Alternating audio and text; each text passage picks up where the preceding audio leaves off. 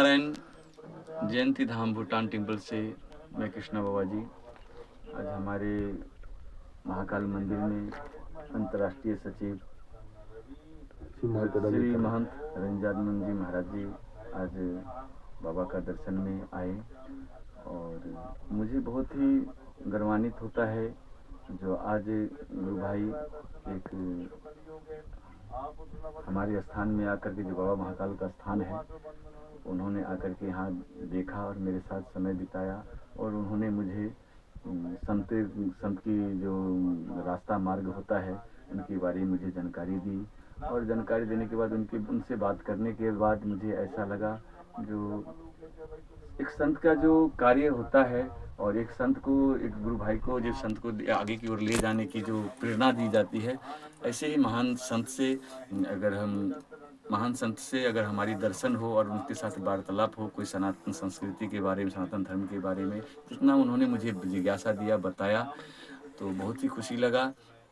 और हमारे साथ अभी हैं जो ब्रह्मानंद सर्वानंद गिरी जी हैं और हमारे साथ नारायण जी हैं जो प्रेस में रहते हैं, वो महाराज जी का शिष्य हैं, भक्त हैं।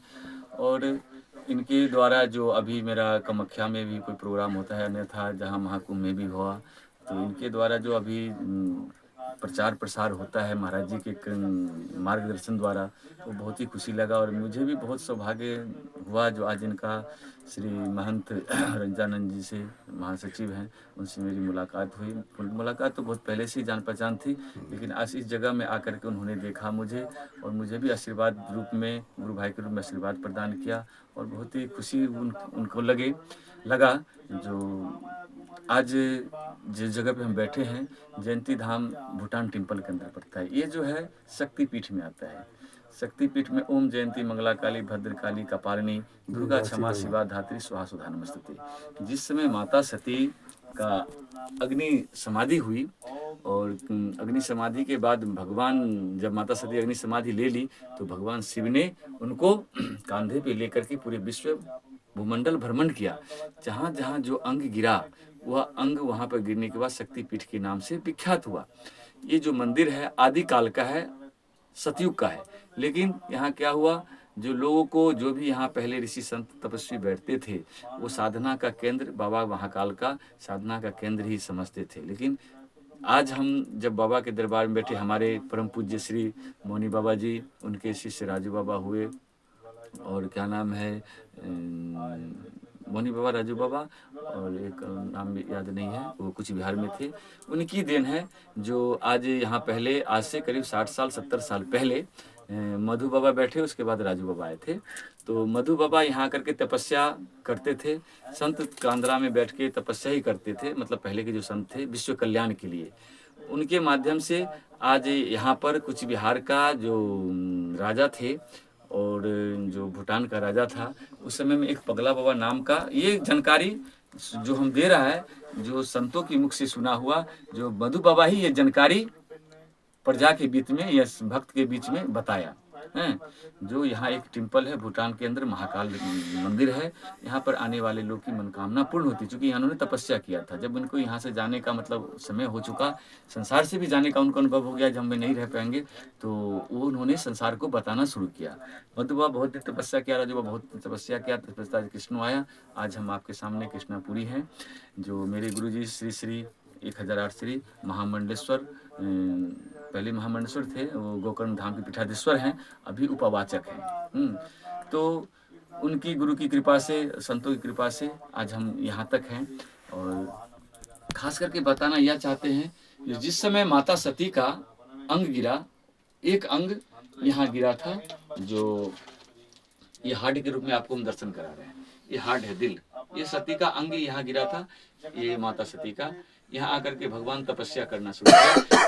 और ये बाबा का हाथ है, पूरा अंगुल हाथ, फिंगर है, ये माँ का दूध है, ये रुद्राक्ष का माला है, और ये विश्व का उल्टा लिंग है। विश्व का उल्टा लिंग, नेचुरल जो लिंग होता है, वो नेचुरल लिंग भगवान यहाँ विराजमान है महाकाल के रूप में। और ये शंख है, शंख है, देख सकते हैं आप, ये माँ कामाख्या है, ये नाग, ये हनुमान गदा है, बैठो बेटा बैठ, ये राधे कृष्ण ठाकुर है, ये आदि गणेश श्री गणेश, ये गणेश जी हैं, आदि गणेश श्री गणेश। और ये पद फूल है नीले, क्योंकि हमारे प्रेस रिपोर्टर जो है हमारे गुरु भाई की तरह हैं, और इन्होंने सनातन के लिए प्रति कामाख्या से लेकर जहाँ भी जाते हैं, और सनातन के प्रति इनका बहुत ही आस्था है, रुचि है। माँ कामाख्या से, बाबा महाकाल से कामना करते हैं इनके जीवन में हर साल, हर जीवन, हर चीज़ से खुशियाँ दे बाबा महाकाल, माँ कामाख्या, हमारे 37 कोटि देवी देवता, इनके परिवार में खुशी सुख शांति मिले। और कहने की बात यह है, जिस समय, एक समय ऐसा था जो भगवान शिव का जो ससुर थे राजा दक्ष थे, राजा दक्ष, वही दक्ष और दक्ष बोलते हैं आप लोग, दक्ष राजा थे। तो एक सभा में सभी देवी देव, मतलब जितने भी देवी देवता थे, जितने राजा महाराजा थे, सबको बुलाया गया एक सभा में, और भगवान शिव को भी आमंत्रित किया गया। तो राजा थे, राजा के जब आने के बाद कोई होता है जो प्रजा खड़ा होकर उनका सम्मान देता है, लेकिन राजा दक्ष जब आए सभा में, तो भगवान शिव ने उठ करके उनको सम्मान नहीं दिया। नहीं देने के कारण भगवान से द्वेष भावना राजा दक्ष ने रखा। रखने के बाद कुछ दिन के बाद फिर राजा दक्ष ने एक यज्ञ करने को प्रोग्राम किया। दक्ष यज्ञ किया, यज्ञ जैसे हम लोग बंगला में, हिंदी में यज्ञ किया। यज्ञ करने के बाद सभी देवी देवता को राजा दक्ष ने आमंत्रित किया आने के लिए, सिर्फ भगवान शिव को और मैया पार्वती को बुलावा नहीं दिया।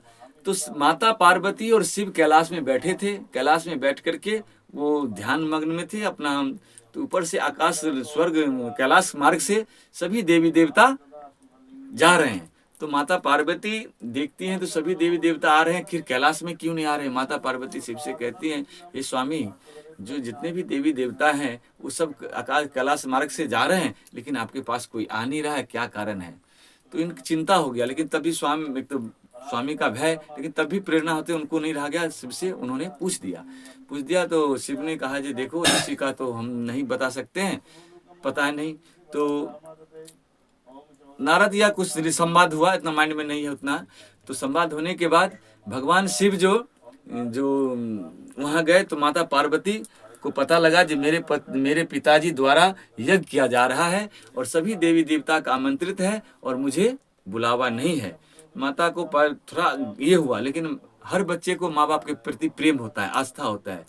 भगवान शिव को डरते डरते भगवान शिव से माँ पार्वती कहने लगी, हे स्वामी, अगर आप मुझे आज्ञा दोगे तो हम अपने मायके जाते, थोड़ा हम देख के आते। भगवान शिव कहे, जाओ, तुम्हारी इच्छा है, लेकिन जहाँ पर मान सम्मान ना मिले वहां पर जाना व्यर्थ है। तो भगवान को जिद करने के बाद शिव से जब माता पार्वती जिद किए, तो भगवान बोले ठीक है जाओ। तो नंदी के साथ में भगवान शिव ने माता पार्वती को जाने की अनुमति दी, लेकिन वहां से बुलावा नहीं था, निमंत्रण नहीं था। जब यहाँ से गए तो माता पार्वती जब मायके में जाते हैं राजा दक्ष के यहाँ, तो सभी देवी देवता बैठे, इंद्र, जितने भी देवी देवता थे, स्वर्गलोक से लेकर जितने भी लोग हैं, वो सभी देवता बैठे थे। बैठने के बाद इनको सम्मान नहीं मिला। नहीं सम्मान मिलने के बाद जो हवन कुंड था, अग्नि कुंड, उस अग्नि कुंड में अपने मतलब ज्वार के कारण में, तकलीफ के कारण, मान नहीं पाने के कारण भगवान माता पार्वती ने अग्नि समाधि ले ली। अग्नि समाधि लेने के बाद त्राहिमाम हो गया। त्राहिमाम, तीनों भुवन में हाहाकार मच गया। हाहाकार मचने के बाद क्या हुआ, जो भगवान शिव को जितने भी भूत प्रेत गण थे, जब आए हुए थे, संवाद दिया जो ऐसा ऐसा हो गया। भगवान तंत्रयामी महाशिव वो तो सब जानते थे जो ऐसा होने वाला घटना ही है। तो हो चुका था घटना। भगवान शिव ने उसी समय प्रचंड रूप धारण किया, जिसका रूप का नाम रखा गया महाकाल। उसी समय भगवान शिव ने महाकाल का रूप धारण किया, और महाकाल का रूप धारण करके दक्ष के यहाँ आकर के जितने भी वो क्या नाम है, जितने भी उनका ये था, ब्राह्मण था चाहे जो भी था, सबको उन्होंने तहस नहस कर दिया। इनका भूतगण जितने था, प्रेतगण जितने भी 50 थे, डांकरी, सब मिल करके यज्ञ स्थल को ध्वस्त कर दिया। ध्वस्त करने के भगवान शिव ने अग्नि से उठा करके माता पार्वती को यानी सती को कांधे पे लिया, और कांधे पे लेने के बाद सब पृथ्वी भुवन में घूमे। तो एक पीठ में ये आता है 52 पीठ हुआ, एक पीठ लुप्त है, 51 पीठ मृत्युलोक में जागृत है। जागृत होने के कारण एक पीठ में माता का यहाँ हार्ट गिरा और कामाख्या में योनि पार्ट गिरा।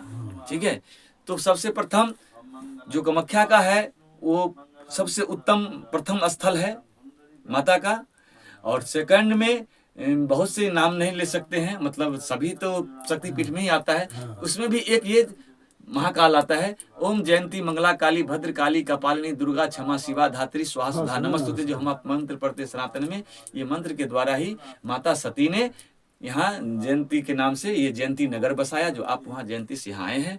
और तत्पश्चात अब यहाँ कहानी क्या हुआ, जब भगवान सभी जगह से वो हो गया, जब अंग सारा गिर गया भगवान शिव को, महाकाल को, तो यहाँ हार्ट गिरा था। तो हार्ट जब यहाँ धड़कता था तो भगवान बेचैन हुए। बेचैन होने के बाद भगवान शिव ने यहाँ आकर के तपस्या करना शुरू किया। तपस्या करने के बाद युगो युगो, तो जिस समय में रामावतार में, जिस समय भगवान राम को 14 वर्ष का वनवास हुआ था, उस समय भी सृष्टि बंद हो गई थी। सृष्टि बंद होने के कारण तब जाकर के यहाँ भी जिस समय भगवान शिव तपस्या में बैठ गए तो सृष्टि संसार बंद हो गया। तो उस समय सृष्टि संसार बंद होने के कारण सभी देवी देवता आकर के भगवान शिव को यहाँ विनती प्रार्थना किया, जो आपको यहाँ 33 कोटि हमारे सनातन देवी देवता का जो है यहाँ आकार नेचुरल में आप दर्शन कर सकते हैं प्रगट में। क्योंकि कलयुग जोग जाप नहीं जाना, वेद पुराण भय ब्रह्म समाना। कलयुग सबसे बड़ा लंबी आयु लेके आया, लेकिन कलयुग में पाप और अत्याचार के कारण कलयुग बहुत निकट आ गया है, बहुत निकट आ गया है। इसलिए भगवान को चिंतन सब दिन से है। प्राणी पे जीव जंतु पे 84 लाख जोनि में जब संसार की सृष्टि किया, सबका चिंतन हुआ, तो भगवान का चिंतन, इसलिए भगवान ने ये पत्थर स्वरूप, हर कंकर में शंकर, नर्मदा में हर कंकर में ही शंकर है ना। एक नर्मदा मैया ही ऐसी है जो अपना रूप शंकर को बनाते हैं, खुद अपने आप अपने गर्भ से शंकर का रूप देता है शिवलिंग का।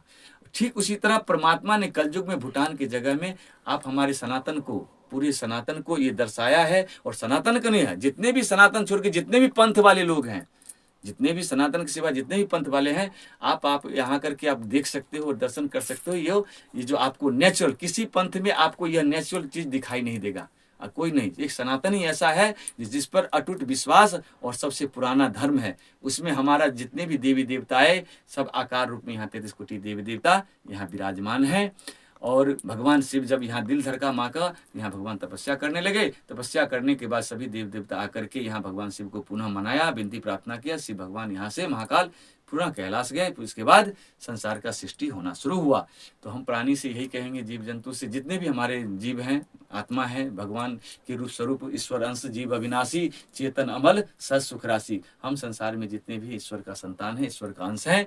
तो आप इसमें ईश्वर का अंश में जीव जंतु कीट पतंग सब आता है, लेकिन उसके अंदर ये ज्ञान नहीं होता है कि हम क्या करने आए, क्या करना है। भगवान को भजन करना है, माता पिता को सेवा करना है, गौ की सेवा करना है, साधु संत की सेवा करना है, ध्यान करना है, ये उनमें नहीं, लेकिन हम प्राणी में है। तो ये प्राणी को ही भगवान खास करके भूटान जगह में ये चीज़ आपको दिखाया गया, दर्शाया गया।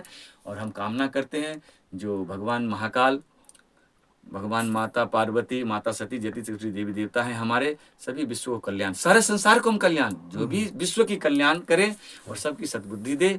और आने वाला ऐसा न समय हो, एक भविष्यवाणी भी मैं कर रहा हूँ, जो 2019 में 20 में जो महामारी कोरोना आया, कोरोना का मतलब लोग नहीं समझ पाया। कोरोना का मतलब कोरोना बोलता था ना, जिस समय करुणा हृदय से, जिसके दिल से करुणा खत्म हो जाएगा वही कोरोना हो गया। दया धर्म का मूल्य है तेज माया अभिमान, तुलसी दया न छाड़िए जो लगे घट में प्राण। अगर प्राणी अगर दया का पात्र हट करके कसाई का पात्र बन जाए तो संसार में ऐसे ही कोरोना होना शुरू हो जाएगा। फिर 2026 में भी ऐसा आपातकाल आ सकता है। इसलिए हम पूरे विश्व, पूरे भारत को, पूरे जगह को हम जागृत करना चाहते हैं। आप सनातन के प्रति विश्वास रखें और सनातन के प्रति आप आस्था रखें, और सनातन के जो भी धर्म कर्म है, ऋषि संत महर्षि आचार्य गुरु ब्राह्मण जो आपको बताते हैं, उस मार्ग पे चले तो आपको संसार में, मृत्युलोक में आपका भोग मिलेगा, आपके आने वाला औलाद को भी मिलेगा, या अन्यथा किसी को नहीं मिलेगा। सिर्फ वह अन्न में पॉइजन, जल में पॉइजन, प्रगति में पॉइजन हो जाएगा। लोग त्राहिमाम ऐसे ही मरने लगेंगे, एकदम गारंटी दे रहा हूँ। जो ऐसे ही लोग जल के बगैर, जल पिएगा जल में मर जाएगा, अन्न खाएगा अन्न में मर जाएगा। क्योंकि भगवान ईश्वर रूप में ई अंदर, स्व में से बाहर, ईश्वर जो बोलता है वही ईश्वर है। और एक नाम ईश्वर में रखा गया शिव। स्व हर्षिकार सी और व, हर्षिकार हट जाने के बाद क्या होता है? सब, यानी संसार मुर्दा। अगर संसार में एक ही अगर कोई है तो वो है शिव, जो जीव को रखता है बचा करके। और जिस समय शिव सृष्टि से क्रोध में आ गया, महाकाल के प्रचंड रूप में फिर आ गया, तो संसार सब मृत्युक मुर्दामान हो जाएगा। ये मेरा विश्वास रखो। आने वाला समय में आप लोग से विनती है, आप लोग संत के मार्ग पे चलें, धर्म के मार्ग पे चलें, सत्कर्म के मार्ग पे चलें, ताकि आने वाला समय अच्छा हो। जय श्री महाकाल। ओम नमो नारायण।